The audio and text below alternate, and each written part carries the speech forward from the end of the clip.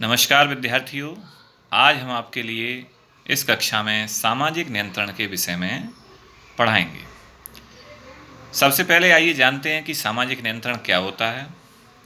तो सामान्य शब्दों में हम कह सकते हैं कि वह विधि जिसके द्वारा समाज अपने सदस्यों पर नियंत्रण करता है सामाजिक नियंत्रण कहलाता है।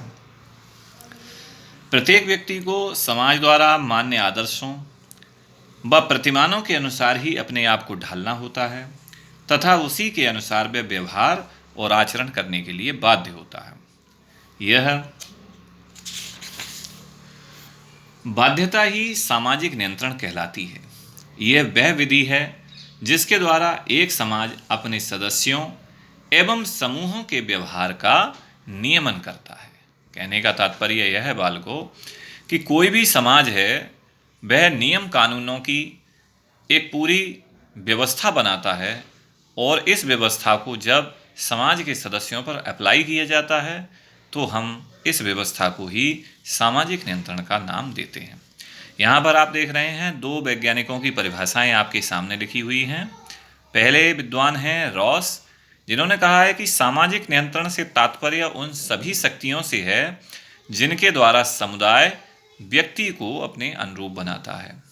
समुदाय से तात्पर्य यहाँ समाज से ही है, यानी समाज ऐसे नियम कानूनों को व्यक्तियों के ऊपर लागू करता है, ऐसी ताकतों को लागू करता है जिससे व्यक्ति अपने आप को नियंत्रित कर पाता है।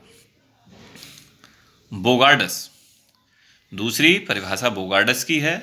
उन्होंने भी वही बात लगभग वैसे ही शब्दों में कही है कि समूह नियंत्रण वह पद्धति है जिसके द्वारा समूह अपने सदस्यों के व्यवहारों को नियंत्रित करता है।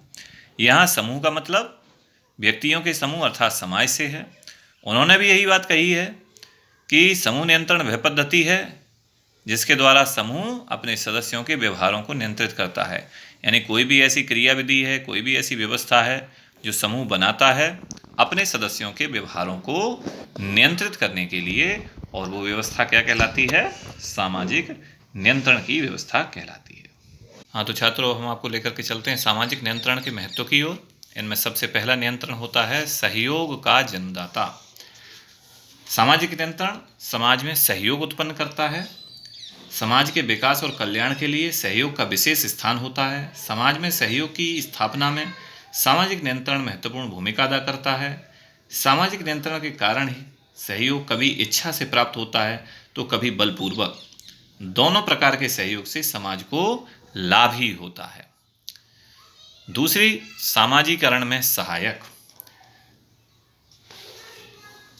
सामाजिक नियंत्रण व्यक्ति के सामाजिकरण में सहायक होता है।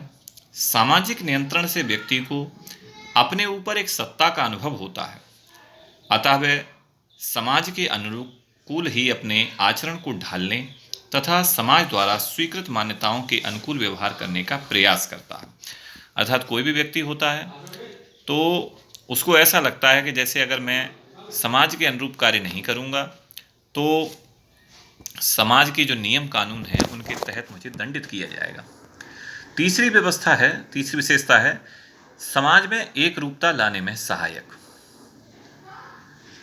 समाज में एकरूपता लाने में सहायक, इसका तात्पर्य यह है बालकों कि सामाजिक नियंत्रण के जो रूल्स रेगुलेशन हैं, जो नियम कानून हैं, वो एक गरीब व्यक्ति के लिए भी उतना ही सार्थक होते हैं जितना एक अमीर व्यक्ति के लिए।